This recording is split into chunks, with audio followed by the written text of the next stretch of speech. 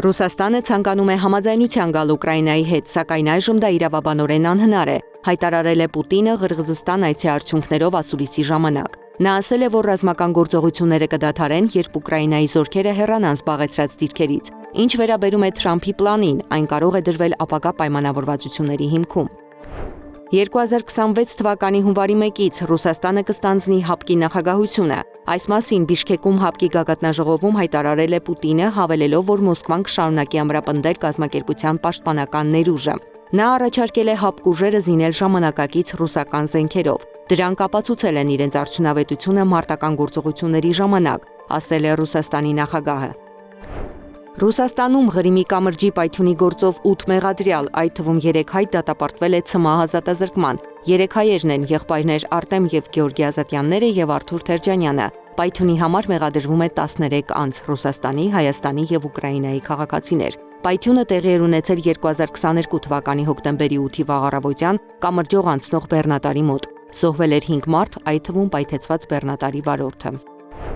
Հռոմի Պապը Թուրքիայում է։ Անկարայում նա հանդիպել է Ռեջեփ Թայիփ Էրդողանի հետ, այցելել Աթաթուրքի դամբարան։ Պապի Ստամբուլ այցի ընթացքում նախատեսված են մի շարք հանդիպումներ, այդ թվում Բարդուղիմեոս պատրիարքի հետ։ Թուրքիա մեկնելու հիմնական պատճառը Նիկեայի ժողովի, Քրիստոնեության առաջին էկումենիկ ժողովի 1700-ամյակի նշումն է։ Թուրքիայում մեկ այլ նշանակալի պահ կլինի Լևոն 14-րդի նոյեմբերի 30-ի աղոթքը Ստամբուլի հայկական առաքելական տաճարում։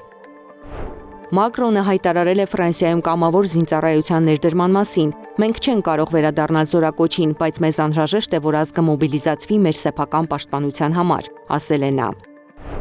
Ֆրանսիայի նախկին նախագահ Նիկոլա Սարկոզին էլ իր 20-օրյա բանտարկության մասին 216 էջանոց գիրք է գրել։ Բանտարկյալի օրագիրը լույս կտեսնի այս տարվա դեկտեմբերին։ Բանտում տեսնելու կամ անելու ոչինչ չկա, գրել է նախկին նախագահը։ Պարզվում է Ադոլֆ Հիտլեր անունով քաղաքական գործիչ կա Նամիբիայում, որն ի տարբերություն իր տխրահռչակ անվանակցի միմիայն հաջողություններ է գրանցում։ Նա 5-րդ անընդմեջ հաղթանակն է տոնել թիմ ընտրություններում։ 59-ամյա պաշտոնյան մեծ ժողովրդականություն է վայելում 5000-ից պակաս բնակչություն ունեցող Օմպունջա շրջանում, որի ղեկավարն է երկար տարիներ։ Եթե անունս Ադոլֆ Հիտլեր է, դա չի նշանակում, որ ես ունեմ Հիտլերի բնավորությունը կամ նման եմ Գերմանիայի Ադոլֆ Հիտլերին, ասել է նա։ Ինդոնեզիայում ջրհեղեղի ժամանակ հեղեղը քշել տարել է մեծ տունը, հորդառատ անձրևների պատճառով գետերը դուրս են եկել ափերից, մի քանի շրջաններում սողանքներ առաջացնելով։ Զարա Սարգսյան, Նոնա Գևորգյան, ABC Media։